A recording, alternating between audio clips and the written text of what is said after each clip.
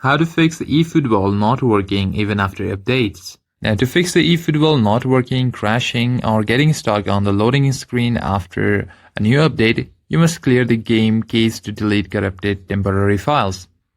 To do so, simply close the application forcefully, and after that, long press on the application and tap on the app info icon.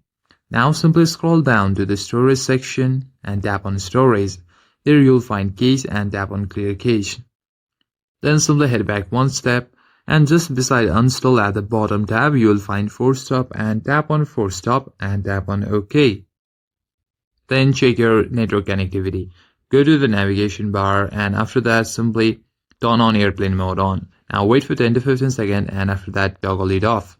Then switch back to your Wi-Fi network, and if your internet connection is slow because the game requires heavy internet usage, you can switch back to mobile data. Then simply close it, and now try opening the application. If that also doesn't work, finally you can simply uninstall the application and try a clean reinstall. Long press on it and you'll see an uninstall bar right above here. Tap on it to uninstall and again install it again from the Play Store. And that's it for this video, guys. If you enjoyed the video, consider liking and subscribing to the channel, and I'll see you in the next one.